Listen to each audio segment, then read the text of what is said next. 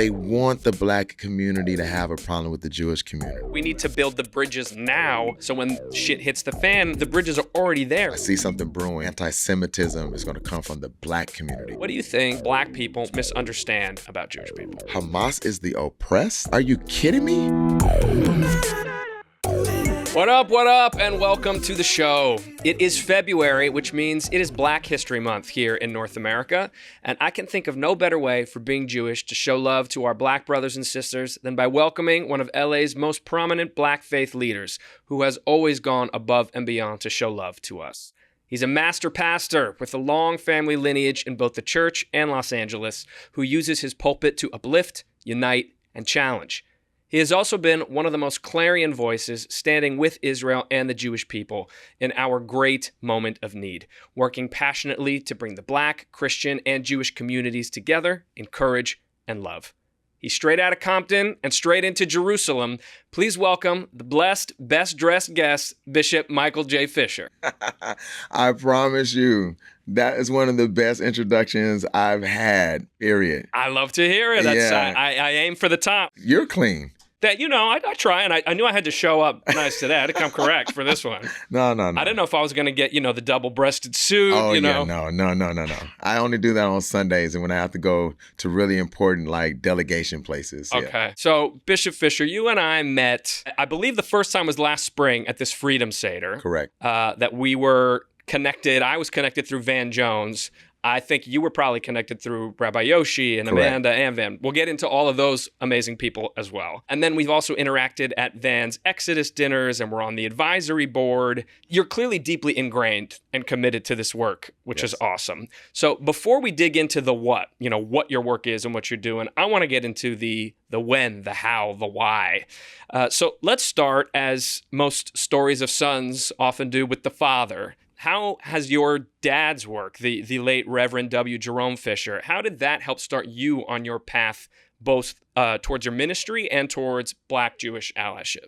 Yes, my father was extremely important in shaping the man that I am now, both through faith. I mean, he was a pastor who also was the son of a pastor. Yeah. So this is third generation.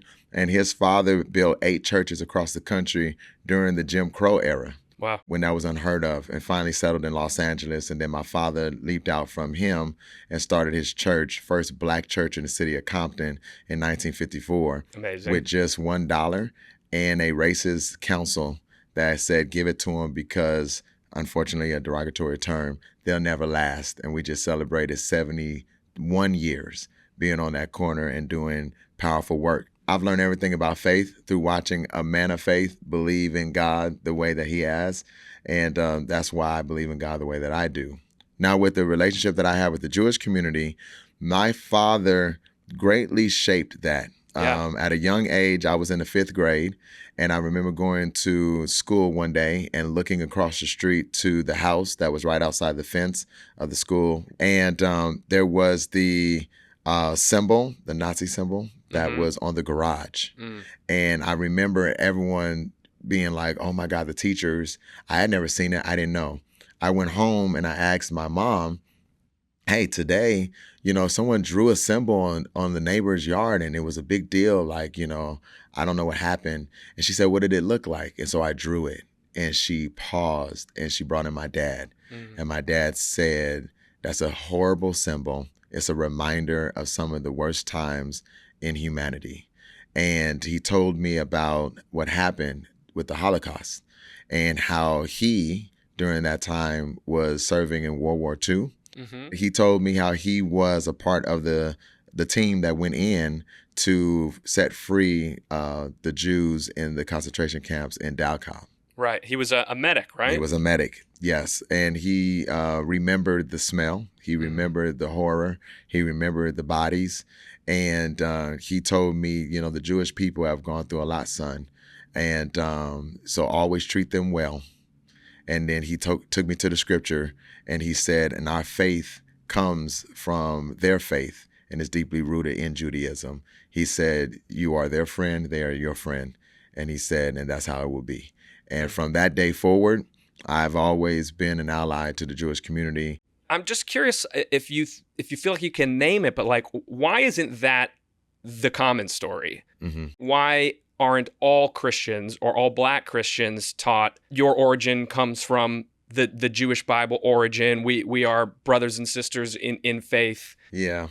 Well, you know, a lot of times the church gets its roots from, how can I say this? The forefathers of Christianity that during the Roman Empire days, you know, they wanted to separate Christianity from Judaism because it was really just more marketable. It was about power. Yeah. And they didn't want to share that power with the Jewish community. And so that's what created the narrative that Christians and Jews are completely separate. And so if you remain ignorant, you'll never know. But because I'm a studier and my father was, I always knew that, I mean, our teacher, you know, Jesus, he was a Jew. So it just is always weird to me how Jesus, who would be like the founder of Christianity, and then the forefathers, which would have been Paul and Peter and all of them, they were also Jews. Right. And they always celebrated the high holy days, and they all would have went and made the Aliyah up to Jerusalem.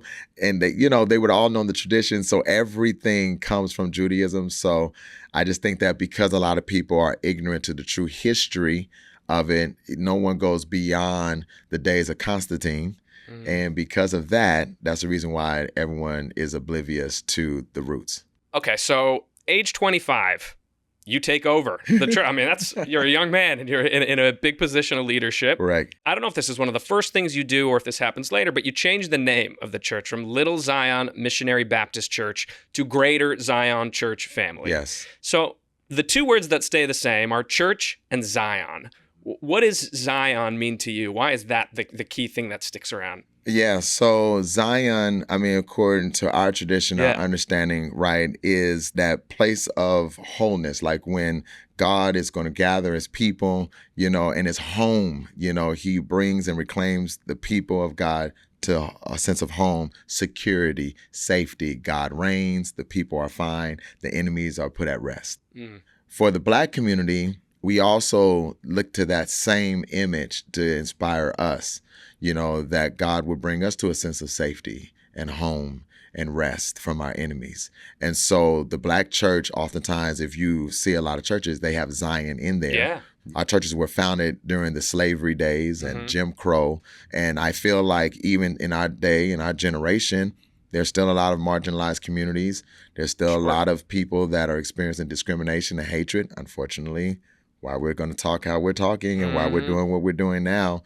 And when they come to our church, they need to know that we're believing God to give you a sense of home and safety and rest from your enemies, if not throughout the culture, at least right there in Compton at our church. It doesn't literally mean a specific place. It's just this abstract sense Correct. of a home, a redemption, a safety. Correct. But, you know, I very proudly have embraced, since I've learned about the term, you know, of Zionism and Zionists, and people come and they're like, you know, you must be a Zionist. And I didn't know. And I was like, well, yeah, I believe that everyone should be able to have rest from their enemies and have a place that they call home where they can worship freely. Same idea. It's the same idea, thing, right? Yeah.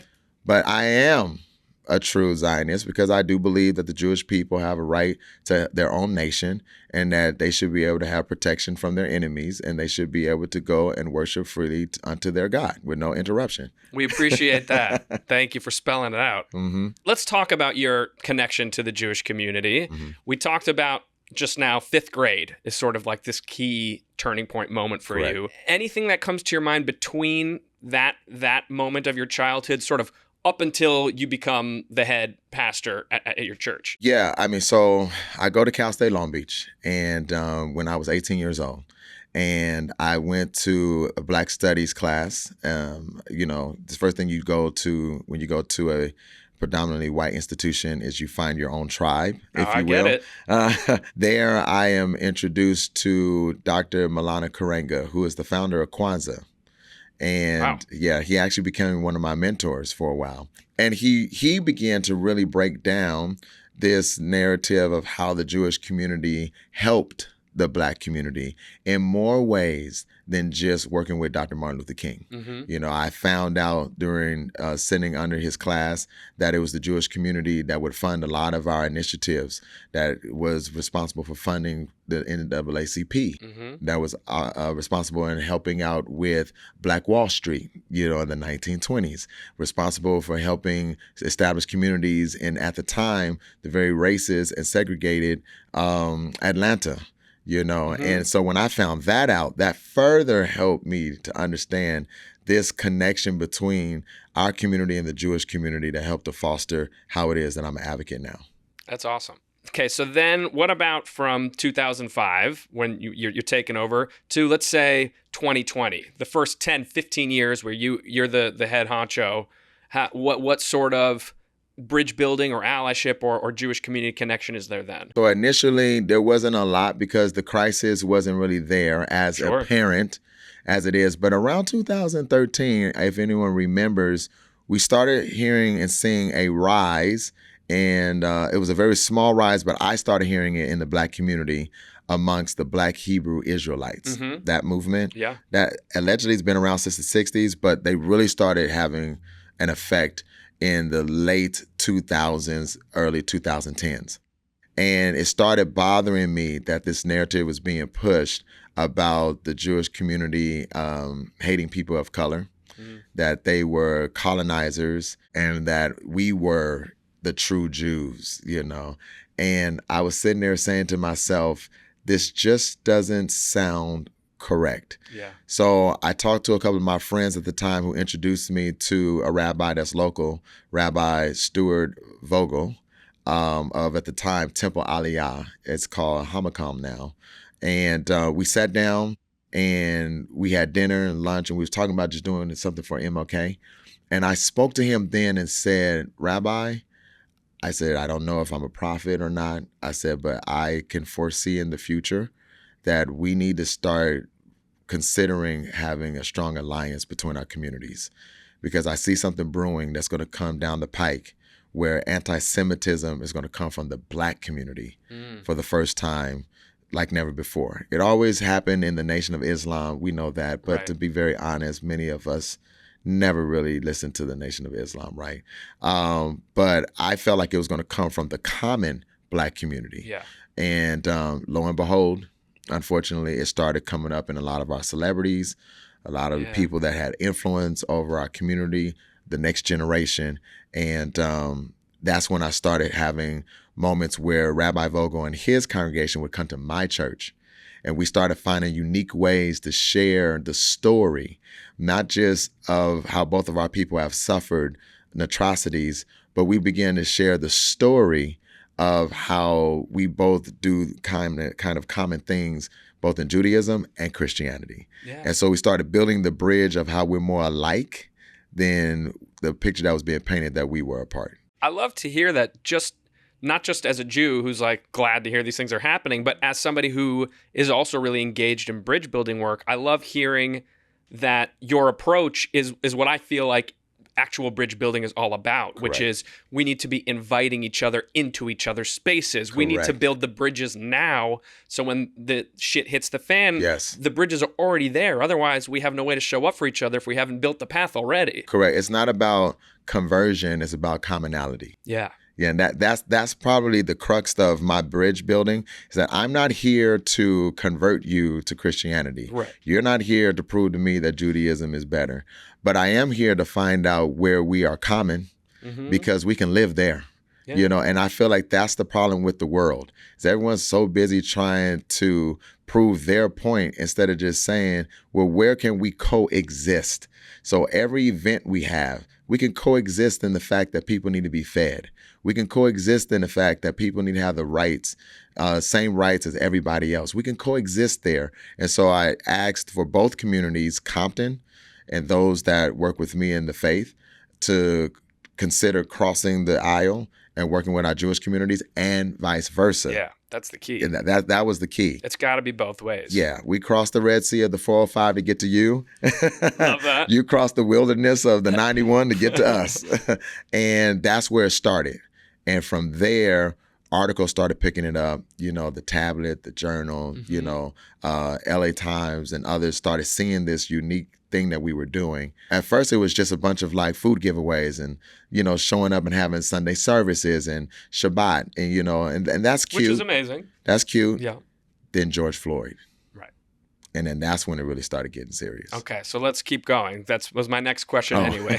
So 2020 hits. It's this huge moment for the Black community, obviously. Were you looking for Jewish allies? Was that a consideration? Did any show up? I mean, tell me what you were just alluding to a moment ago. Yes. So 2020 is where it kind of became a little tricky, but I decided to lean in instead of lean out.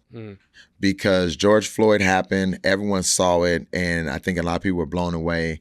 But I was a little taken back at the silence that I felt came from some of our Jewish brothers and sisters, where we thought that they would really show up. We have heard forever about Rabbi Heschel? Yeah, Heschel. With I'm so sorry. Dr. King. Yes, right. So we got that picture in our head. They're walking across the bridge of Selma, hand in hand. Yeah. And so I guess I kind of thought that was going to happen, and it didn't happen initially. It was a bunch of like, oh, so sad, so sorry, I hate that. But if he just would have obeyed, if he just would have, and I was like, no, that's not the reaction I was looking for. Yeah.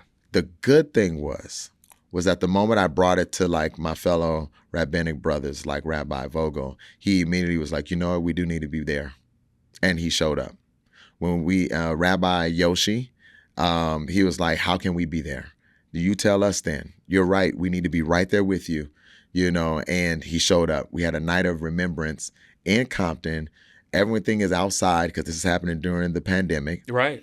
And here comes Rabbi Yoshi, right? A white presenting Jew, right? Yeah. And with his guitar. Yep, always. In Compton, walking into our event and standing up and very boldly saying that was wrong. That was inhumane and nobody should die like that. Yeah.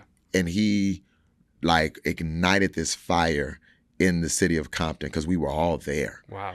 And was like, we stand with you. And from there was when we started committing to showing up in each other's communities. We had no idea that very soon the pendulum was going to swing in the other direction.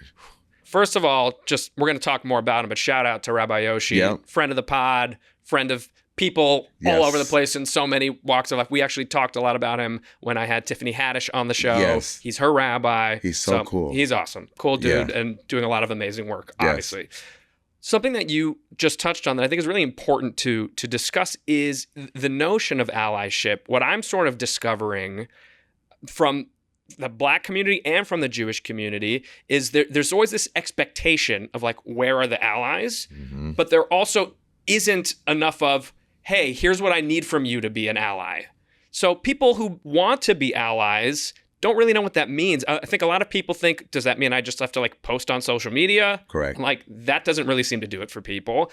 Or in the case of a Jew asking a Black friend to show up, I've heard from Black folks like, well, I don't want to post a bunch of pictures of Israeli flags on my social media. Right. Mm-hmm. But the Jew's like, well, that isn't even what I want. Right. Like that's not what, but we don't communicate it well. Mm-hmm. And so we have to sort of have grace and space to allow ourselves to say, hey, I need help. We have to make the implicit explicit. It's like in a marriage. I mean, weekly shout out to Courtney, but it's like we think our partner can read our mind. Right. And sometimes you just have to give them the opportunity to show up and they will. Exactly. I want bacon. I don't like sausage. Exactly. Right. Yeah. Right. You got to just say it. Yeah. So, I've been telling the Black community that very thing. No community can sit back and say, well, you weren't there for me. And then they say, well, how can I be there? Well, I don't know. Right, exactly. But I want you there. Right. No, that's not how it works. I've been asked this question a couple of times, and I had to sit with it before I could really come up with an answer. And I think for the most part, I have it. Advocacy. It's not necessarily, we don't need advertisement. We need advocacy. And what I mean by that is that when we think that allyship is advertisement, then it is that. Posting the flags, okay, it's Kwanzaa. So, shout out to Kwanzaa. Right. Martin Luther King is coming up. So, he was a great man. No, that's advertisement. Yeah. Advocacy is, How do you speak up for me when I'm not in the room? That's exactly how I define it. I just was in like a conference of Jewish leaders from a bunch of different nonprofits, and this came up, and I said this exact thing, and someone was like, well, what does allyship look like to you? Yes. And I said, it means standing up for me when I'm not in the room. That's exactly what I said. Absolutely. It is, how are you willing to get up from the table if they are disrespecting me Right. when I'm not in the room? Right. And then how can you leverage your influence and your platform to move the needle on my behalf when I'm not in the room? Right. Those three areas is advocacy. And I think that both communities are looking for that. They just don't know how to express it. I think that's exactly right. That's really what's happening. You mean, the amount of times I've heard Jews be like, why isn't this person standing up? Right. And I want to be like, what does that mean, standing up? Right. Right? Like you, Right. and most people don't realize they don't have the definition. Correct. But I think what you have just outlined is exactly it. Plus, I would add one thing of the check-in. Of Right. just, what do you need from me? How can I show up for you? Absolutely. When we see what happened at Bondi Beach, when we see the synagogues being blown up and assaulted, and I think something just happened not too far from here from the synagogue where protesters met outside. Yeah. So someone I think was harassed and murdered outside of the Bible Museum, in D.C. The a couple of Jewish museum. right. Yeah. When we hear all of that happening, it does need to be a check-in. It can be a text. Yeah. I know this hurts your heart. How can I be there for you right now? And then already having the clear view of now is the time, because these events raise up conversations. How am I going to show up for my friend in this conversation at the barbershop while I'm getting my hair done, because they're not here? And how can I leverage my influence when you're someone like me, an influencer, and I lead my city? When it's time for me to stand up and speak on a large platform, how will I use my influence to say, no, you have that wrong? That's it right Yeah, there. that's it. Take note, folks. So Rabbi Yoshi shows up. You guys begin a very fruitful and significant Yes. partnership that has now carried on for several years. One of the things I saw you guys did together, your church and Stephen Wise Temple, where he works, is you guys did a sort of a joint Shavuot Pentecost event. Yes. I've never heard of such a thing. know. Tell me about that. Yeah. So again, though, right, with the whole thing about finding where do we coexist, me and Rabbi Yoshi started really deep diving into like, where do our faith share traditions? Yeah. Right. So like a lot of people in the Christian faith have no idea that what we call the Last Supper would have been Jesus honoring the Passover. Right. It was a Seder. It was a Seder. Yeah. Right. So I went to a Seder finally, right? Nice. About 2 or 3 years ago. And the amount of wine that happens at the Seder is such a blessing, right? Right. And At least 4 cups. Yeah. Because, in the Christian faith, I'm a bishop. They'd be like, don't drink. But I'm like, it's at the Seder. So, That's right. But here's my point with that. They would have been up all night, Peter, James, and John. There's a part where when Jesus goes and pray and they fall asleep. And the Christian faith, it bashes Peter, James, and John for falling asleep. But they would have been up all day, first of all. They would have been up all night for the Seder. They would have had a couple of cups of wine. It's 3 o'clock in the morning. Yeah. Yeah, this is not spiritual. They're tired. Yeah. I love that.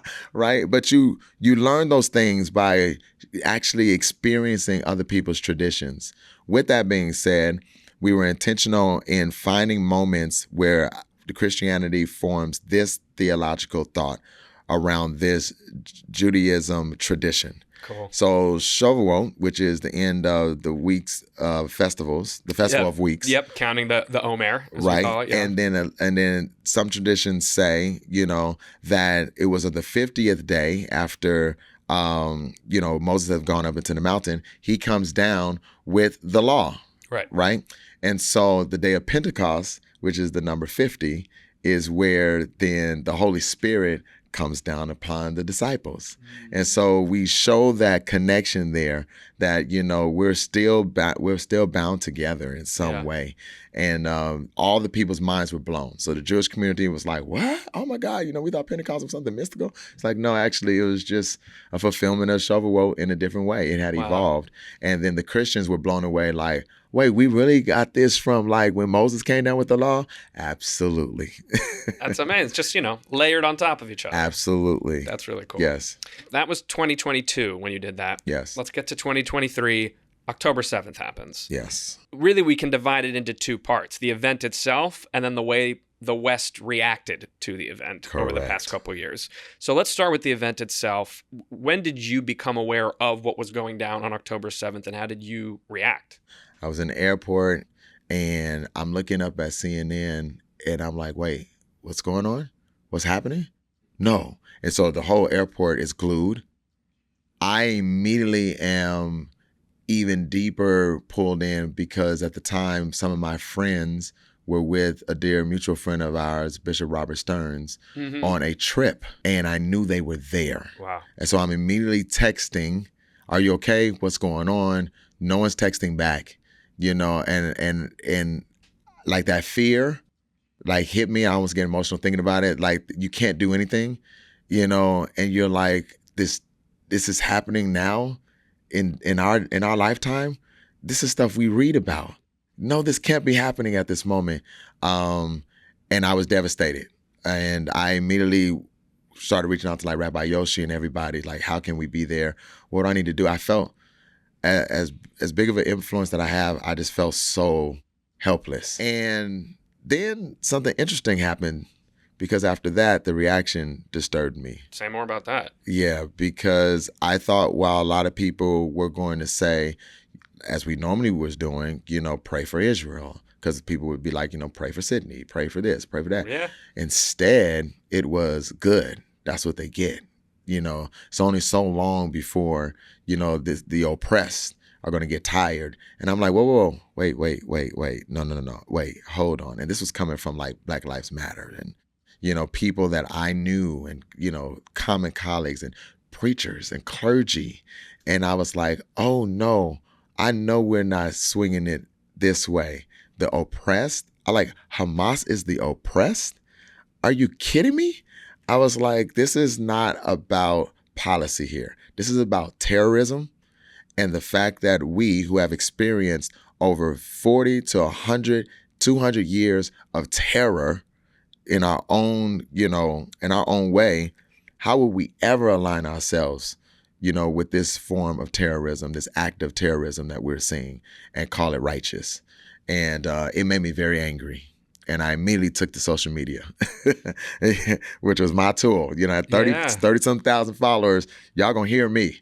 Y'all have this wrong. This is not this. Whatever they're telling you, it is not right. And we are choosing the wrong side of this to be on. And you all need to wake up. And what was the response to those posts? Woo. Yeah. Well, I created a lot of enemies, which is fine. And I didn't care. I didn't back down. But it opened the door, though, for me to tell a lot of my friends, my colleagues, clergy, mega pastors that many of you all would know if I were to mention their name. Here's why you have it wrong. Yeah. Because your perspective of this war has been shaped by an algorithm. My knowledge of the people of Israel and what they're experiencing in that land has been defined by reality. That's the difference. At that time, I had been to Israel 3 times. Oh, wow. Yeah. By that time, I had forged many relationships with Jews and rabbis across the country. And by that time, I also understood the diaspora of the Jewish people, which is something that to this day, a lot of people are ignorant of. Yeah. And I'm like, you're sitting here buying into this trope, this straw man, this narrative that's just been created just to cause hatred between us. That's not true. I was like, Israel is one of the most diverse nations that exist. Yeah. And the diaspora of the Jewish people spans way beyond what you all feel to be the white Jews, Right. And no one in Israel is rah-rahing, we're the only ones, the ones that look white, we're the Jews. I said, that's not the case. That doesn't exist. Some leaned in, and then, of course, some just wanted to believe what they wanted to believe because you get a lot of popularity spewing hate. Yeah. What about your own community, the GZC community? Yes. How do they respond to what you have to say? Are they in alignment? Do you get pushback? For the most part, I don't get pushback. For the most part, in the city of Compton, I don't get a lot of pushback. But that was because Rabbi Stewart Vogel and his community, and then Rabbi Yoshi and Stephen Wise, when they came on board as well, they kept leaning into this, I'm going to call it, I guess, prophetic, thing that I was saying that something was coming. So by the time this hit, at least within our community, the work had been laid, right? The Jewish people, we had relationship. That's the important word. Yeah. With them. So no one saw it as propaganda. When you say Jew, we saw the face of Rabbi Yoshi. We saw the face of Tiffany Haddish. We saw the face of members of Rabbi Vogel's synagogue, people we've sung with, we've ate, at the Seder, we've learned kosher, we've embraced them in our community. Yeah. And we've experienced them embracing ours, right? So it was a little bit harder for that rhetoric to seep into Greater Zion and harder for it to seep into the city of Compton because city officials, I brought them to every event we had that celebrated Israel 3 years in a row. Amazing. We did a Compton Celebrate Israel's event where we had over 600 attendees there. Was that something you did with Nexus? That's what I did with Nexus, right. With Robert Stearns. Yeah, Dr. Stearns, who you mentioned before. Yep. Shout out to him. Amazing bridge builder. Yeah, but even before then, I would do these communion services with, like I said, Rabbi Vogel, and then I would do joint services with Rabbi Yoshi. And so the people couldn't be, bought. And so we remain an ally, unshaken. And the few people that resisted, then they just have to move on because it's not open for discussion for me. We got to get, Compton to be the sister city of Tel Aviv or something. I know. Okay. I'm actually working on that. Let's go. Yeah, it's actually a desire for me to do that. I got some things in the work to do an art exhibit and stuff like that. That's awesome. Yeah. So we're talking about these negative attitudes that some in the Black community have towards Jews. What have you found to be effective other than, and perhaps there is no alternative to real life experience and relationship, but what else, if anything, have you found to be effective in breaking through those attitudes? Yeah, so I found to be effective, which is why we just did a trip, that with Amanda Berman and Rabbi Yoshi, where I took influencers, civic leaders, clergy, to Jerusalem for 10 days. Unbelievable. Called From Compton to Jerusalem. From Compton to Jerusalem. Yeah. Amazing. We got t-shirt. We got to get you a t-shirt. I would love, that's a cool t-shirt too. It is. Yeah, look it up. Yeah, my stylist did it too. Shout out to Slim. All right. Nice work. Yeah. So I believe that's what has to happen. So I sort of started this interview by saying we're going to talk about, I want to know about the when, where, how, why, and then we get into the what. Yeah. I want to circle back to that one word question of why. So like, for example, for Van Jones, who we both know and have worked with, he talks so much about how the greatest change in America, the way democracy only functions when the Black community and the Jewish community stand together and make these changes happen. What's your why? Yeah, my why is really on the same lines. We have a very powerful alliance, so powerful that it helped to end segregation. That's big. In a country that did not give us our rights because they came into a moral consciousness. They gave us our rights because they had no other choice but to do so. And that was because we as a community, both communities came together. And I believe that it's time to do it again. When we are together, our communities thrive. There's protection on both ends. Yeah. And I feel like after the civil rights movement and the murder and the assassination of Dr. King and other influential leaders, that there was a intentional agenda to drive a wedge between the two communities. And I just want to say this on the podcast because there'll be both people that are watching because we're shared on our platforms that I don't think neither forsook each other. I think both communities were just trying to rebuild. And I think it's important to say that because the Black community has this alt, it seems like, against the Jewish community because all this time it seemed like the Jewish community was doing great and the Black community was still suffering. When the truth of the matter is the Jewish community was finding their footing. Banks were still not giving to the Jewish community. These communities that we see, they had no choice but to build them because they still were being redlined. That's right. These are facts. Yeah. And when Black people realize that, then it doesn't seem as if the Jewish community left us, rather than they just went in unto themselves to take care of their own. and we did the same thing. And it wasn't that blacks didn't care about the Jewish community. It was that they were still fighting for their life with the crack epidemic that was happening, with the school to prison pipeline that was happening. You know, when you're fighting and you're in survivor mode, you don't have time to look outside of yourself. Yeah. However, now we have been given an opportunity to make all of that right, to look outside of ourselves, to understand that the same person that hates the Jew hates the black. The same person that hates the Latino hates the Jew and the black, right? Yeah. This is the same person, person. Whatever hatred is in someone's heart, hatred doesn't stop at one demographic. It just hates. And we have to come together because it's going to take unity to combat dysfunction. Amen. So let's get into the Freedom Seder. Yes. So this was the event that we first met at. A really awesome event, joyous celebration, 200-something people. The choir was beautiful. Jews, black folks, black Jewish folks. Yes. What was your goal there with your participation, and what did you try to bring programmatically to the evening?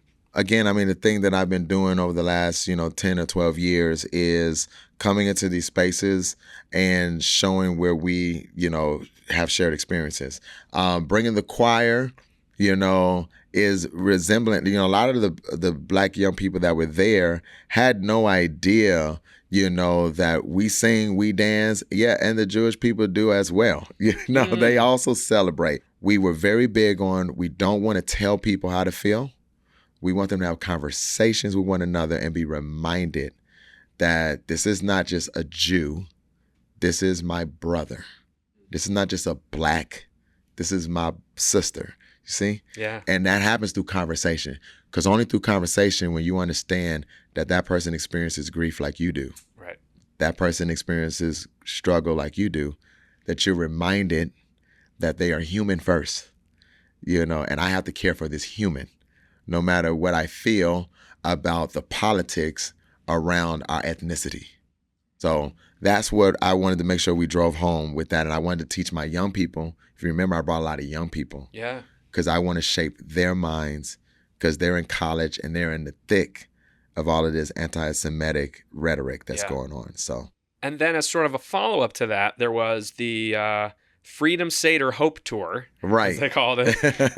And I don't know if that traveled around the country or anything, but certainly in LA, what it was a day of service at a Compton Academy of Technology and Innovation. Yes. Why is that piece of it important? And what was the experience of that day? Well, because rebuilding is more than just, being on these platforms or getting on live on Instagram. Rebuilding is exactly what we've been talking about, showing up. Yeah.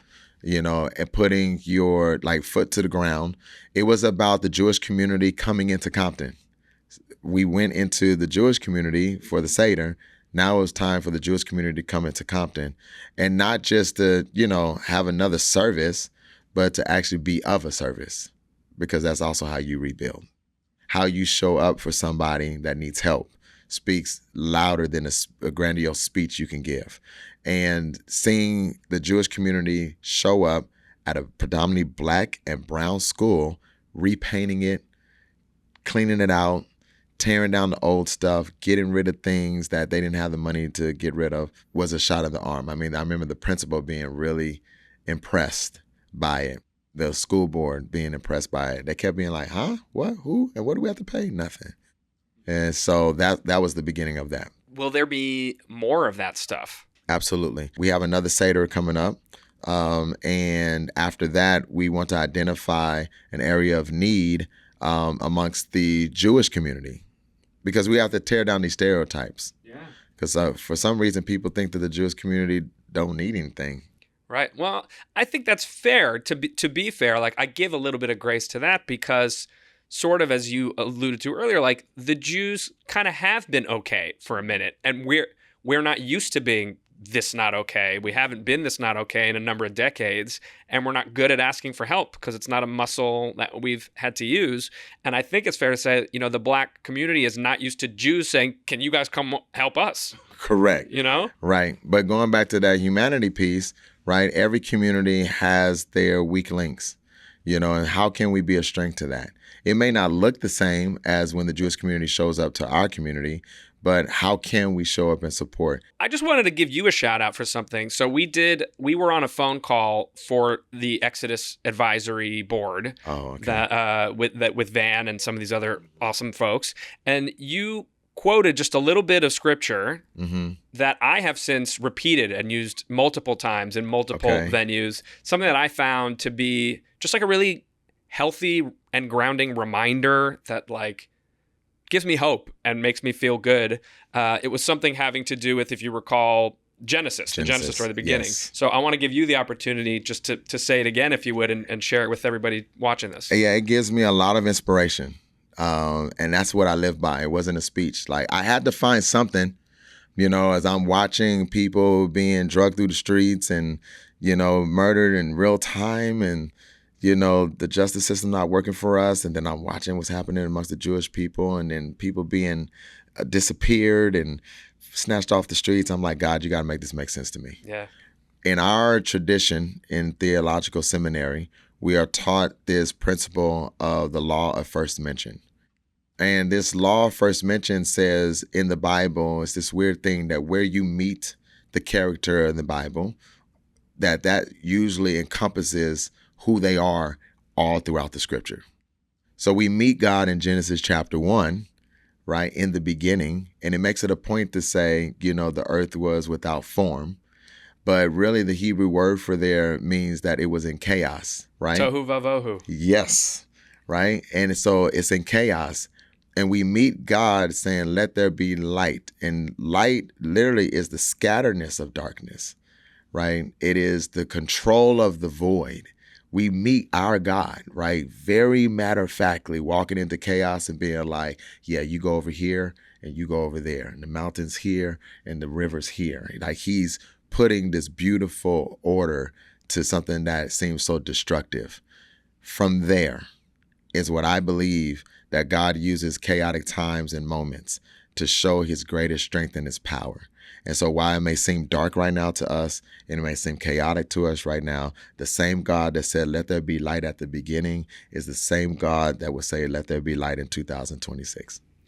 Amen. Amen. I love that. So I want to talk a little bit more specifically about your incredible From Compton to Jerusalem trip that you mentioned. Yeah. I'm jealous. I mean, it looked like the most amazing trip, like so many unique experiences. Was it difficult to recruit folks to that? I'm curious. It was. Yeah. Can you tell me a little bit about that process? Yeah, it was. Okay. So a lot of the people that went on the strength of my influence and my relationship. It was literally just that. We're hearing in the news, you go over there, you'll get blown up and, you'll get kidnapped. And I was like, trust me, guys, it's not. Like I said, first of all, very seldom is Israel at rest from their enemies, period. Yeah. Was the primary concern just security? Primary concern was security. Then the secondary concern was how people would view them. Right. That's more what I was curious about. Yeah, that was right up there, neck to neck. Yeah. And it was, we can't be over there in Israel right now. Like, no one's standing with them. They're murderers, right? All of that was coming out. I said, I'm bringing people that are on the borderline about supporting Israel, and they have a heavy influence. One of them was the past mayor of the city of Compton, good friend of mine and her husband. And they're very vocal. I said, but I'm just convinced if we can take them over there, sit them down with key leaders, let them experience Israel and not just the Christian stuff. Let them experience Israel culture, the food, the restaurants, the fellowship that happens there. And then we went to the SIGD. Right. Right? Which blew everyone's mind. Yeah, it's so weird because I didn't even know what it was. And then it came up in conversation at breakfast with somebody yesterday. Mm-hmm. And then I started researching this and I was like, oh, you guys just went to it in Israel. Yes. So tell the folks at home, what is SIGD? Yeah, so SIGD is the huge celebration of the Ethiopian Jews, right, that come and they celebrate their return to Jerusalem, where, the Jews went and got the Ethiopian tribes and Jews and brought them, but many of them came through the desert because they just didn't think they was ever going to get any kind of help. Not because they thought that the white Jews didn't like them, but because they literally didn't think there were any other Jews that existed, period. They thought they were alone on an island. Right. And these are the ones that, are told that were exiled during the destruction of the first temple. So they've been out of the loop for a while. That's right. Yeah. Just to be fair. And for folks that don't know, there's a lot of Jewish holidays they don't celebrate because they were off the map. They didn't know these other things were going down. They thought it was just them left. Correct. So we built the whole thing around knowing that the last day was going to be at the SIG. That was your last day of your trip? Yes. Oh, cool. It was perfect. And it takes place 50 days after Yom Kippur. Correct. Yes. So the whole time we're breaking down walls, right? We're having conversations with Black Jews. We're having conversations with Latino Jews. We're having conversations about the coexistence that happens there between the Jewish community and the Arab community. All of this. So now their minds are starting to change. A lot of people dropped out. I had more people that were supposed to come, but they dropped out. And let me say this live, they deeply, deeply regret it. Yeah. So now so many of them are ready to go on the next trip. That's awesome. And so when they went over there, you're seeing the walls come down each day, right? And then me and Rabbi Yoshi have this thing, and we're marrying the Bible with the Torah and the New Testament, this, that, and the other. They're like, oh my God, they're getting blown away with that. Then we come to the SIG, and they're walking around looking at everyone who looks like them that are Jews, and then the president of Israel shows up. Right. So I say, oh, that's crazy that the president of Israel would show up to this if it's an apartheid state. Right. And that this would be a national holiday. Yeah, I said, look at all the colonizers celebrating the oppressed, right? And then we had Ethiopian Jews explaining to us simple things like the poverty spike that exists amongst the Ethiopian community, not because they don't have the right, the fairness to work, but because a lot of the old ancestral Ethiopian Jews, all they give their time to is just prayer, things of that nature. Those little nuances. And so it was really good to see under the hood of Israel. Yeah. It was nothing to hide. And so then they all came back completely transformed.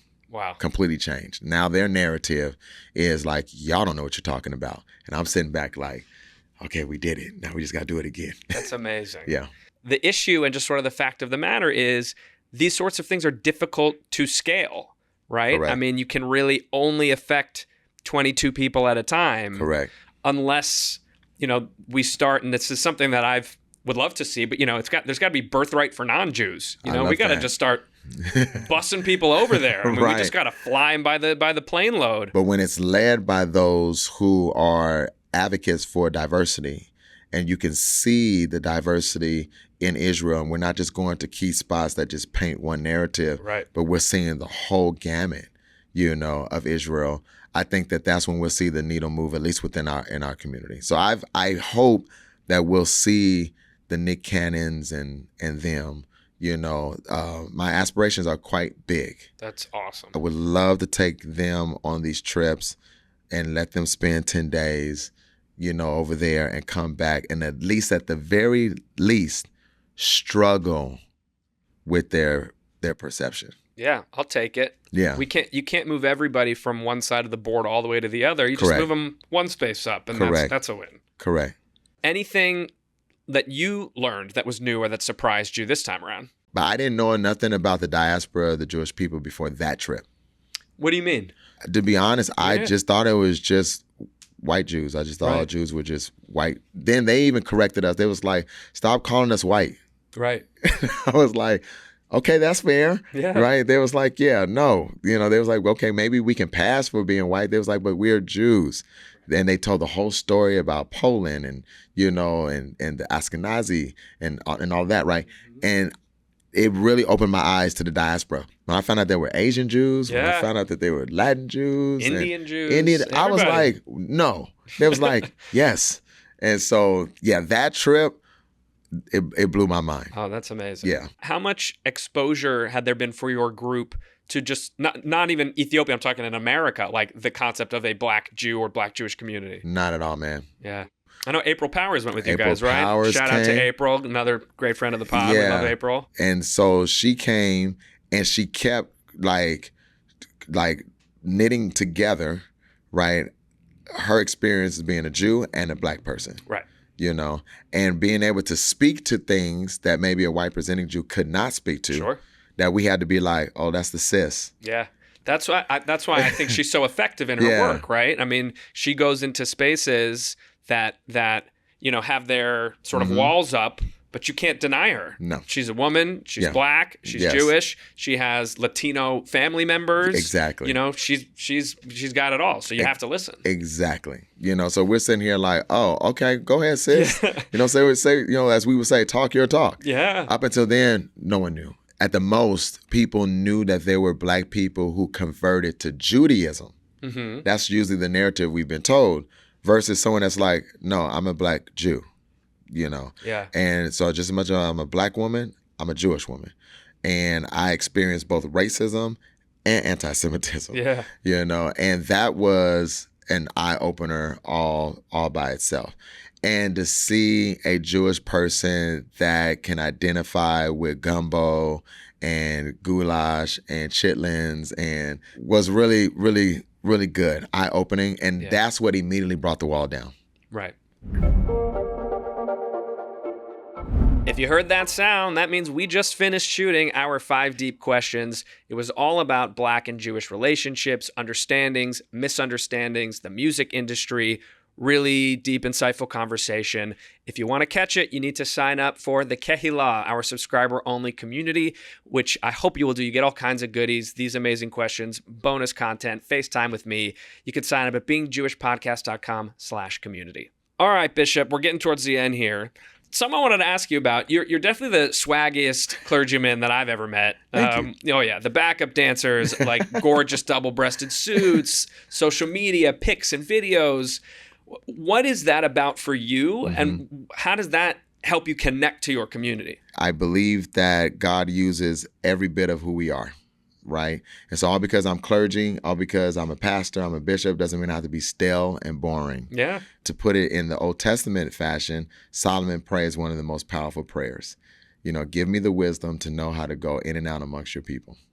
And so it's that same thing, knowing how to be cool enough for like the person that'll never come to church, classy enough for the person who's super religious, and then everything in between to catch those that are, the stragglers, if you will.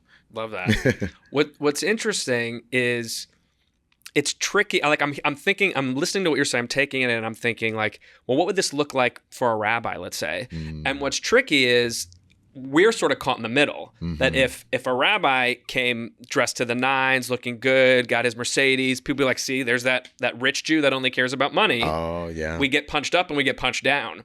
Yeah. So it's interesting. And I'm not sure what the answer is, but I do know the answer for sure is the piece that you hit on, which is that self-respect. Yes. That coming in with the confidence, the presenting the person you want to present. Correct. I think we could all take a page out of that book for sure. Yeah, when I'm amongst my young people, though, I'm casual because I want them to know that you can be anointed and powerful and influential and not forget where you come from, right? But when I have to step into a room where I know I'm walking into a room that already has a stereotype that wants to treat me like they're giving me a handout, I come into the room very clear on, I deserve to be here. Yeah. You're not doing me any favors. So that's when I'll dress up in the double-breasted, I gotta get one of those. The chain and the collar, they're kind of like, oh, Bishop. Yes, Bishop to you. That's right. I mentioned earlier, it's February. It's Black History Month. Yes. What does that mean to you? Black History Month for me is a reminder of just how special I am. I know people argue like Black History is every single day. Of course it is. But I love that we have a month set aside to remind us of our true heritage, the leaders, the fighters, that even go beyond slavery days. It's a time for us to reconnect to when we were kings and we were queens and we come from a wealthy land and a continent.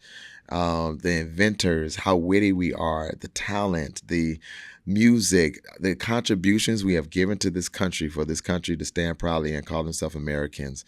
I am proud to be a part of that demographic that at least in February, we have to remind everyone, of the part that we played. So I can only pray that when May rolls around and it's Jewish American Heritage Month, people are saying those words that you just said about yourself and your community. Yes. Jews have such a fear of celebrating Jewish excellence openly. Oh, big time. Because it's always, they're going to say that we're this, they're going to say that we're that. So we're just going to be quiet about it. We're going to keep our head down about it. It's a major, major thing that like Jews never want to celebrate themselves or their contributions. And, you know, we have won more Nobel Prizes for any group. Like 30% of them have gone to Jews, who are 0.2% of the world population. Right. And like, we'll say that sort of quietly in our living rooms, but like, God forbid you say it out loud. They're going to come after you and say, see, the Jews are this, see, the Jews are that. I always say that people that can't be you hate when you are you. Last question for you. The Black Jewish Alliance. Yes. What gives you hope moving forward? I have a lot of hope in this. That's why every meeting and room I'm in, I'm like the bubbly person walking around and everyone's like, the world's on fire. I'm like, yeah, but we have the water hose. There you go. You know, and it's not me being like unrealistic. I've had my share of seeing pain, had my share of disappointment, but with the same platform that I talked about has been lying to the culture with the algorithm. It's one of the first times ever that we can actually use that same platform, right? Instagram, Twitter. We can use that platform to unify us, to share our stories. One of my videos just went viral, like 1.8 million views. Whoa. It's so easy, you know, for us to get the message out there, you know, and tell the truth to combat the lies. So I feel really good about this Black and Jewish Alliance because we are that next generation that will not remain silent. We're not going to stay on that side of town and this side of town. We're doing it right here on this podcast. You know, I have to have you come to mine. Can't wait. And if we continue to create these safe spaces and shared spaces, then we can move the dial just a little bit. That's going to happen. I'm not closing my eyes until it happens. It's going to happen. It happened before. Yeah. And we didn't have the tools then. Right. So imagine what we can do now. Amazing. Yeah. I like to usually end the show with a game. Usually I do like a lightning round, but I'm going to do a special one for you. Okay. This is a game I'm calling Minister Me. I'm going to give you a scenario. Okay. I've heard you drop a lot of scripture already in this. So I'm going to give you a couple scenarios. Okay. And I want you to drop some scripture on me to help me through these challenges. Okay. Okay. A waiter told me to enjoy my meal, and I said, you too. Minister me. Oh my gosh. I don't have a scripture for All right, I'll give you a different one. I want to be inspired, but every time I go to temple and there's a sermon, I fall asleep because I'm just tired. Minister me. I think you should become the next person to give the sermon. There you go. That's a good tip. Okay, I like that. I'm working a job that pays well, supports my family, but it's passionless and unfulfilling. What should I do? Oh, I think you should save up your money from the meaningless job and go out there and walk by faith and not by sight and start moving towards the direction of your passion. Nice. Good advice. I care about the world, but my community has needs right now, and I don't know how to show up for myself and everyone else. Minister me. That's actually a good one because that's something I face every single day. Yeah. Charity begins at home, then spreads abroad. I think that you do what you can do for yourself, and then you make time when you can to do the bigger things later. You don't have to tackle the whole world. Rome was not built overnight, you know, and the pyramids are really just tiny bits of grain of sand stacked on top of each other. Do what you can with what you have. And last, there's so much anti-Zionist hate and racism all around me. I feel depressed and hopeless. Minister me. You are the change. You only feel depressed and hopeless because you're waiting for somebody else to do what God has empowered you to do. That's it right there. Bishop, thank you so much. Man, I appreciate you, man. I appreciate you, and I know my audience will too. Thank you. Thank you for having me. Thank you again to Bishop Fisher for his friendship, leadership, and inspiration. Happy Black History Month to all of you out there. And like I asked Bishop, how will you honor it this year? Please remember to subscribe, like, and share. Get this content out to the folks who need to see it. All right, I'll see y'all back here for the next swaggy episode of Being Jewish with me, Jonah Platt.